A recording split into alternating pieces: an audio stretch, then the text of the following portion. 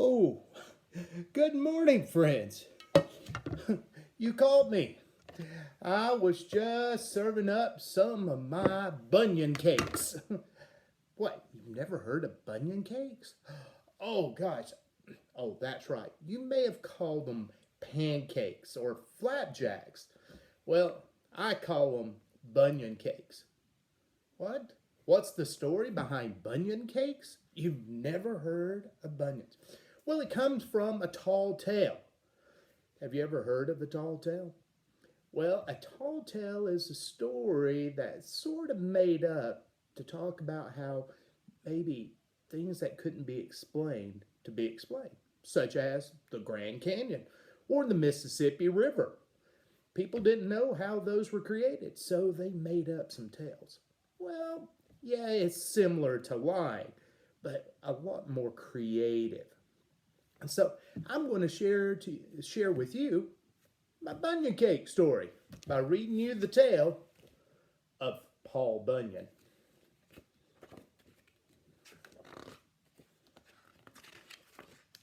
This is Paul Bunyan, A Tall Tale, retold and illustrated by Stephen Kellogg.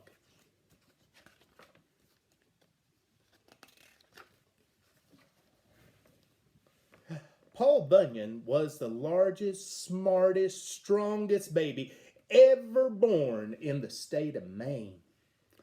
Even before he learned to talk, Paul showed an interest in the family logging business. He took lumber wagons and wandered through the neighborhood collecting trees.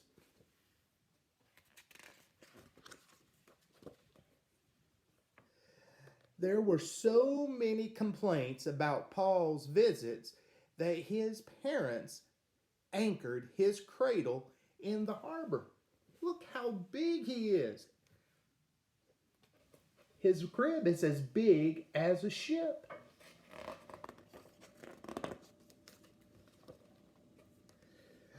All was well until Paul started rocking the cradle and stirring up waves. After his parents had paid off for the damage, they decided to move to the backwoods where life would be a lot more peaceful. Look at that. Look at all those waves. He flooded the town.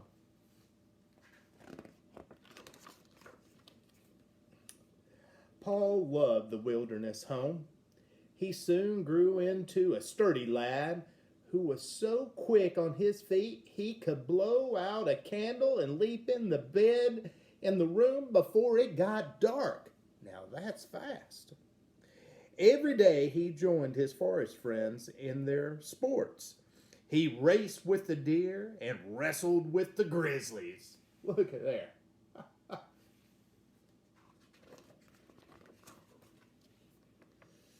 One morning, Paul awoke to find the world under a blanket of blue snow. He heard a moan from inside the snowdrift, and there he found shivering an ox calf. Paul adopted him and named him Babe.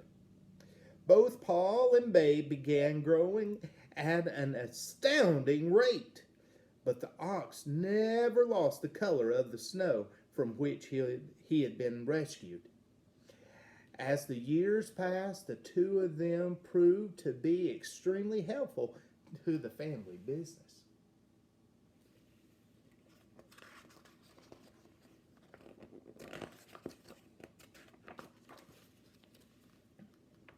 At 17, Paul grew a fine beard, which he combed with the top of a pine tree. By the time the other settlers were beginning to crowd into the Maine woods, Paul felt an urge to move on. He said goodbye to his parents and headed west. Paul wanted to cross the country with the best lumbering crew available. He hired a celebrated blacksmith, and two famous cooks, Sourdough Slim and Cream Puff Fatty. Then he signed up legendary lumbermen like Big Tim Burt, Hard Jaw Murphy, and 7 Hackett brothers. Sounds pretty rough crew, doesn't it? Well, Paul put the camp buildings on wheels so that Babe could haul them from one forest to another as soon as he had cleared the land. Pioneers would then move in and set up farms and villages. On the far slopes of the Appalachian Mountains, several of Paul's men were ambushed by a gang of underground ogres called Grumperoos. Paul grabbed the camp dinner horn and he blew a thunderous note into the Grumperoos' cave, determined to blast the meanies right out of them. Could you blow a horn that loud? To Paul's dismay, the Grumperoos responded by snatching the entire crew. A wild, rough, and tumble rumpus began inside that den. Look at there. Those Grumperoos look pretty nasty, don't they? When that historic tussle was over, the Grumperoos needed 6 weeks to untangle themselves. Paul's next job was to clear the heavily forested Midwest. He hired armies of extra woodsmen and built enormous new bunkhouses. The men sailed up to bed in balloons and parachuted down to breakfast in the mornings. Unfortunately, the cooks couldn't flip flapjacks fast enough to satisfy the newcomers. To solve the muddle, Paul built a colossal flapjack griddle. The surface was greased by kitchen helpers with slabs of bacon laced on their feet. See where Bunyan cakes started coming from? Every time the hot griddle was flooded with batter, it blasted a delicious flapjack high above the clouds. Usually the flapjacks landed neatly beside the griddle, but sometimes they were a bit off target. Paul took a few days off to dig the St. Lawrence River and the Great Lakes so that the barges of Vermont maple syrup could be brought to camp. That was nice of him. Flapjacks need that syrup. Fueled by a powerful mixture of flapjacks and syrup, the men leveled the Great Plains and shaved the slopes of the Rocky Mountains. They probably would have sawed the peaks themselves into logs if a blizzard hadn't suddenly buried the entire mountain range.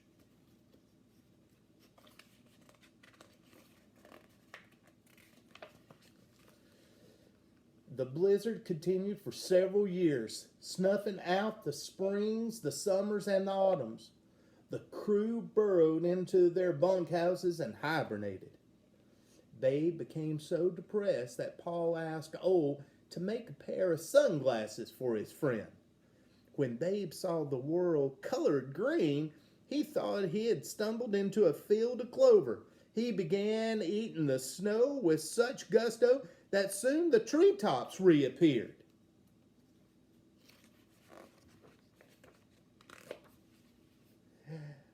At that point, all the pent-up springtimers simply exploded, dissolving the storm clouds and remaining snow. Paul and his friends invited some newly arrived settlers to join them in a celebration of the holidays that they had been missing. So Babe ate all the snow and made spring come. Wow, that was one hungry ox.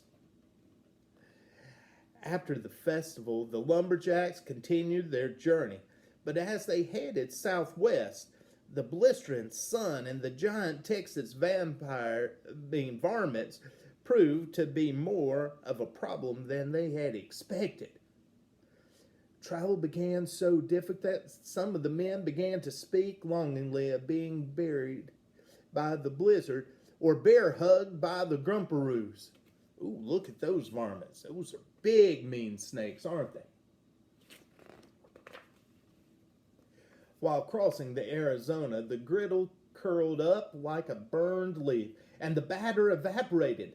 Deprived of their flapjacks, The lumberman became weak and discouraged. Paul's great axe fell from his shoulders, gouging a jagged trench, which today is known as the Grand Canyon. You ever wondered where the Grand Canyon, how it was formed? Well, according to the story, that was Paul Bunyan. Disaster seemed certain until Paul came up with a desperate plan. He headed east and found a family that could sell him a barn filled with corn. Babe galloped it back across the desert. When the flaming sunrise hit that barn, it exploded, and the lumbermen awoke to find themselves in a raging blizzard of popcorn. Dizzy with joy, they pulled on their mittens and began blasting each other with popcorn balls. They thought it was snow. A westerly wind kept cooling clouds of popcorn swirling around in Paul and his crew until they crossed California and reached the Pacific Ocean. Look there.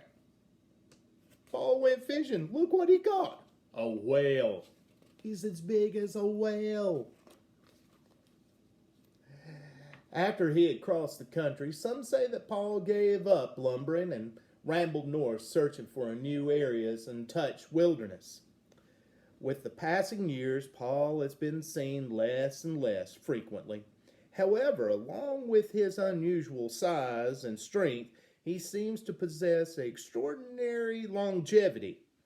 Sometimes his great burst of laughter can be heard rumbling like distant thunder across the wild Alaskan mountain ranges, where he and Babe still roam.